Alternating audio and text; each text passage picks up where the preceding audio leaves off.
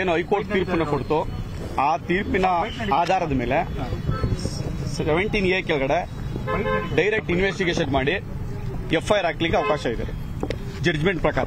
ಆ ಜಡ್ಜ್ಮೆಂಟ್ ಪ್ರಕಾರ ಈಗ ಆಲ್ರೆಡಿ ನಾನು ಈ ಹಿಂದೆ 31 ಜುಲೈ ಒಂದು ಕಂಪ್ಲೇಂಟ್ ಕೊಟ್ಟಿದ್ದೆ, ಅದಾದ್ಮೇಲೆ ಇನ್ನೊಂದು ಕಂಪ್ಲೇಂಟ್, 2 ಕಂಪ್ಲೇಂಟ್ ಈಗ ಆಲ್ರೆಡಿ ನಾನು ಲೋಕಾಯುಕ್ತ SP ಆಫೀಸ್ ಮೈಸೂರು ಇಲ್ಲಿ ಕೊಟ್ಟಿದ್ದೆ.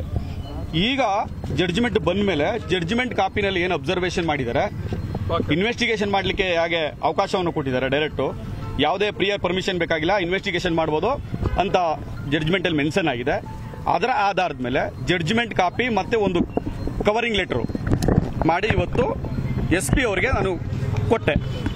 ಈಗ ಅವರೇನು ಹೇಳ್ತಾರೆ, ನಾನು ರಿಕ್ವೆಸ್ಟ್ ಮಾಡಿಕೊಂಡೆ, ನೀವು ಈಗಲೇ FIR ರಿಜಿಸ್ಟರ್ ಮಾಡಬಹುದು ಇದರಲ್ಲಿ ಇದೆ ಅಂತೇಳಿ ನಾನು 196 ಪೇಜ್ ನಂಬರಲ್ಲಿ ಏನು ಸಾಹೇಬರು ಮೆನ್ಷನ್ ಮಾಡಿದ್ದಾರೆ ಜಡ್ಜ್ಮೆಂಟ್ ಅಲ್ಲಿ ಇದೆ ಕಾಪಿನಲ್ಲಿ, ಅದನ್ನೆಲ್ಲ ಓದಿ ಅವ್ರಿಗೆ ಹೇಳಿದೆ.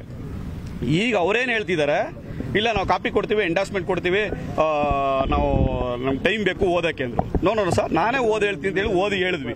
ಅದಾದ್ರೂ ಸಹಿತ ಅವರು ರೆಡಿ ಇಲ್ಲ. ಈ ಹಿಂದೆ ನಾವು ಕೊಟ್ಟಿರ್ತಕ್ಕಂಥ ದೂರಿನ ಮೇಲೆ ಕ್ರಮ ಕೈಗೊಳ್ಳೋಕ್ಕೂ ರೆಡಿ ಇಲ್ಲ. ಅದನ್ನ ಬೆಂಗಳೂರು ಆಫೀಸ್ ಕಳಿಸಿದೀವಿ ಅಂತ ಹೇಳ್ತಾರೆ. ಇವಾಗ ಏನು ಈ ದೂರನ್ನು ಕೊಟ್ಟಿದೀವಿ ಇದ್ರ ಮೇಲೂ ಕೂಡ ಅವರು ಏನು ಆಕ್ಷನ್ ಮಾಡಕ್ಕೆ ರೆಡಿ ಇಲ್ಲ. ನಾವು ಹೇಳ್ತಾ ಇದೀವಿ ಹೈಕೋರ್ಟ್ ಜಡ್ಜ್ಮೆಂಟ್ SOP ಇದೆ ಅಂದ್ರು. SOP ನಿನ್ನೆ ಹೈಕೋರ್ಟ್ ಆದೇಶ ಆದ್ಮೇಲೆ SOP ಎಲ್ಲ ಕ್ಲಿಯರ್ ಆಗಿದೆ. ಅವ್ರಿಗೆ ಯಾವುದೇ ಸ್ಟೇ ಕೂಡ ಇಲ್ಲ, ಸ್ಟೇನು ಕೂಡ ವೆಕೇಟ್ ಆಗಿದೆ. As per the high court order ಪ್ರಕಾರ ಸ್ಟೇನೂ ಇಲ್ಲ. ಸೊ ಹಾಗಾಗಿ ಈ ದೂರಿನ ಮೇಲೆ ಈಗ ನಾನು ಕೊಟ್ಟಿರ್ತಕ್ಕಂಥ ದೂರು ಮತ್ತೆ ಜಡ್ಜ್ಮೆಂಟ್ ಆಧಾರದ ಮೇಲೆ ಈ ಕ್ಷಣನೇ FIR ಮಾಡಿ ಈ ಕನ್ಸರ್ನ್ ಯಾರ್ಯಾರ ಮೇಲೆ ಅಕ್ಯೂಸ್ಡ್ ಅಂತ ನಾವು ಹೇಳಿದೀವಿ ಅವ್ರನ್ನ ಬಂಧಿಸಲಿಕ್ಕೆ ಅವಕಾಶ ಇದೆ. ಇದೆಲ್ಲ ನಾನ್ ಬೇಲೇಬಲ್ ಅಫೆನ್ಸು. ಎಲ್ಲರನ್ನೂ ಅರೆಸ್ಟ್ ಮಾಡಿ ಇನ್ವೆಸ್ಟಿಗೇಷನ್ ಮಾಡಬೇಕಾದ್ದು it is the duty of the investigation officer. ಆದ್ರೆ ಅದನ್ನ ಮಾಡದೇನೆ ಲೋಕಾಯುಕ್ತ ಪೊಲೀಸ್ನವರು ದುರ್ವರ್ತನೆ ತೋರಿಸ್ತಾ ಇದ್ದಾರೆ. ಇದರಲ್ಲಿ ಯಾವುದೇ ಆಕ್ಷನ್ ತೆಗೆದುಕೊಳ್ಳದೇನೆ ಪೇಪರ್ನ ಸುಮ್ಮನೆ ಆಫೀಸಲ್ಲಿ ಇಟ್ಕೊಂಡು ಆಟ ಆಡ್ತಾ ಇದ್ದಾರೆ. ಇದು ಮುಖ್ಯಮಂತ್ರಿಗಳ ಕೈ ಕೆಳಗೆ ಇವ್ರು ಕೆಲಸ ಮಾಡ್ತಾ ಇದಾರೋ ಅಂತ ನಮಗೆ ಡೌಟ್ ಬರ್ತಾ ಇದೆ.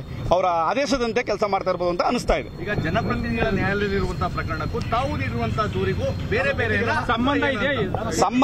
ಅದಕ್ಕೂ ಇದಕ್ಕೂ ಸಂಬಂಧ ಇಲ್ಲ. ಯಾಕೆ ಸಂಬಂಧ ಇಲ್ಲ ಅಂತಂದ್ರೆ ಈ ಜಡ್ಜ್ಮೆಂಟ್ ಅಲ್ಲಿ 17A ಕೆಳಗಡೆ ಡೈರೆಕ್ಟ್ ಇನ್ವೆಸ್ಟಿಗೇಷನ್ ಮಾಡಲಿಕ್ಕೆ ಇನ್ವೆಸ್ಟಿಗೇಷನ್ ಆಫೀಸರ್ಗೆ ಅವಕಾಶ ಇದೆ ಅಂತ ಹೇಳಿ ಅದರಲ್ಲಿ ಮೆನ್ಷನ್ ಮಾಡಿದ್ದಾರೆ.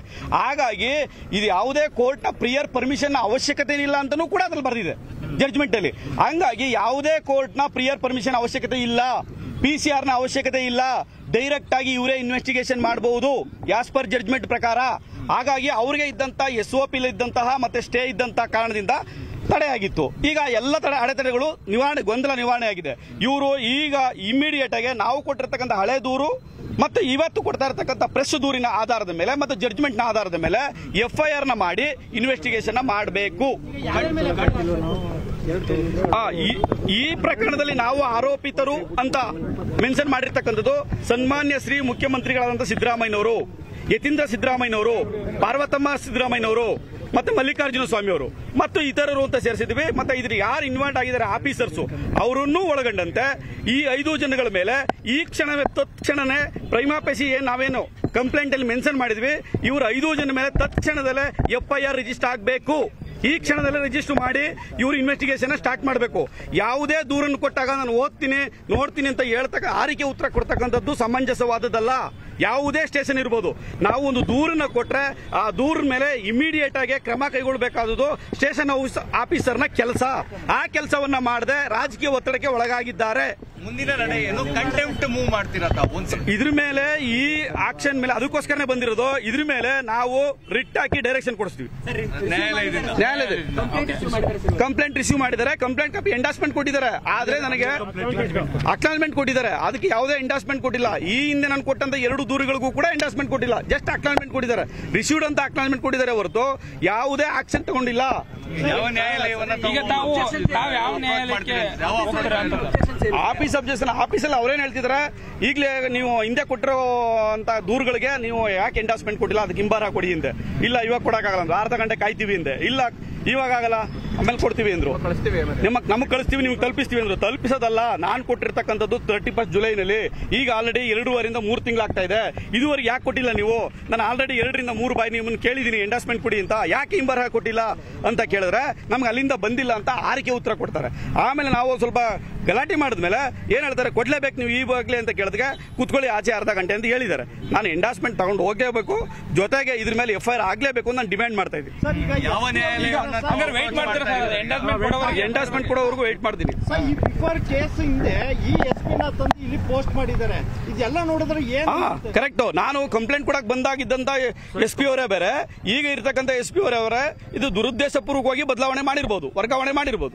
ಯಾವ ನ್ಯಾಯಾಲಯವನ್ನು ಅಪ್ರೋಚ್ ಮಾಡ್ತೀರಾ ಸರ್? ಸೊ ಇದ್ರ ಮೇಲೆ ಇವ್ರು ಲೋಕಾಯುಕ್ತ ಸಂಸ್ಥೆ ಮೇಲೆ 100% ನಮಗೆ ನಂಬಿಕೆನೇ ಇಲ್ಲ, ನಂಬಿಕೆನೇ ಹೋಗಿದೆ. ಈಗ CBI ಕೇಳಬೇಕು, ಆದ್ರೆ FIR ಆಗದೇನೆ CBI ಕೇಳಕ್ ಬರಲ್ಲ. ಸೊ ಅದನ್ನು ಕೂಡ ನಾವು ನ್ಯಾಯಾಲಯದಲ್ಲಿ ಒಂದು ಯಾವ ನ್ಯಾಯಾಲಯವನ್ನ ಅಪ್ರೋಚ್ ಮಾಡ್ತಾ ಇದೀರಿ ತಾವೀಗ? ಈಗ ರಿಟ್ ಹಾಕ್ಬೇಕು ಅಂತ ಅನ್ಕೊಂಡಿದ್ವಿ. ಇದ್ರ ಮೇಲೆ ಡೈರೆಕ್ಷನ್ಗೆ ಹೈಕೋರ್ಟ್ ರಿಟ್ ಹಾಕಿ ಇವ್ರಿಗೆ ಡೈರೆಕ್ಷನ್ಸ್ ಕೊಡ್ಸಕ್ಕಂತ ಈಗ ಆಲ್ರೆಡಿ ಹೈಕೋರ್ಟ್ ಅಲ್ಲಿ ಹೇಳ್ಬಿಟ್ಟಿದೆ. ಮತ್ತೆ ಇನ್ನೊಂದು ರಿಟ್ ಅನ್ನ ಹಾಕ್ಬೇಕಾಗಿದೆ. ಮತ್ತೆ ಡೈರೆಕ್ಷನ್ಸ್ ಅಂತ ಆಗ್ತದೆ? ಡೈರೆಕ್ಷನ್ ಇಲ್ಲ, ಅದಕ್ಕೆ ಈ ಕಂಟೆಂಟ್ ಆಫ್ ಕೋರ್ಟ್ ಆಗುತ್ತೆ. ಈಗ ಈ ಆದ್ಮೇಲೆ ಮಾಡ್ಲೇಬೇಕು. ಅದಕ್ಕೋಸ್ಕರ ಒಂದು ಡೈರೆಕ್ಷನ್ ತರಕ್ಕೆ ಪ್ರಯತ್ನ ಪಡ್ತೀವಿ. ನಿಮ್ ಕೈಲಿರುವಂತದ್ದೇ ಡೈರೆಕ್ಷನ್ ಈಗ ಮೂವ್ಮೆಂಟ್ ಕಂಟೆಂಪ್ಟ್ ಹೋಗುತ್ತಲ್ವಾ, ಅದನ್ನ ಕೇಳ್ತಾ ಇಲ್ಲ ಕಂಟೆಂಪ್ಟ್ ಮೂವ್ ಮಾಡಕ್ಕಾಗಲ್ಲ. ಇದ್ರಲ್ಲಿ ಕಂಟೆಂಪ್ಟ್ ಮಾಡಕ್ಕಾಗಲ್ಲ. ಫಸ್ಟ್ ಕಂಟೆಂಪ್ಟ್ ಗಿಂತ ಮೊದಲೇ ಈ ರೆಪ್ರೆಸೆಂಟೇಷನ್ ಇದೆಯಲ್ಲ ಸರ್, ಇವತ್ತು ಕೊಟ್ಟಿದ್ದೀನಿ ಒಂದು ರೆಪ್ರೆಸೆಂಟೇಷನ್, ಇವತ್ತೊಂದು ರೆಪ್ರೆಸೆಂಟೇಷನ್ ಕೊಟ್ಟಿದ್ದೀನಿ. ಈ ರೆಪ್ರೆಸೆಂಟೇಷನ್ ಕನ್ಸಿಡರ್ ಮಾಡಿ ಅಂತ ಇದ್ರ ಮೇಲೆ ಒಂದು ರಿಟ್ ಇನ್ನೂ ಅರ್ಧ ಗಂಟೆ ಕಾಯ್ತೀನಿ. ಕಾಯ್ಲೇಬೇಕಾಗಿದೆ. ಕಾಯ್ದೆ ನಾನು ಎಂಡಾಸ್ಮೆಂಟ್ ಒಳಗೆ ಹೋಗಲ್ಲ. ಆದ್ಮೇಲೆ ಕೊಡ್ಲಿಲ್ಲ ಅಂದ್ರೆ ಏನ್ ಮಾಡ್ತೀರಾ ಸರ್? ಕೊಡ್ಲಿಲ್ಲ ಅಂದ್ರೆ ಇಲ್ಲೇ ಧರಣಿ ಕೂತ್ಕೋತೀನಿ ಇವತ್ತು. ಆದಂಗಾಗಲಿ.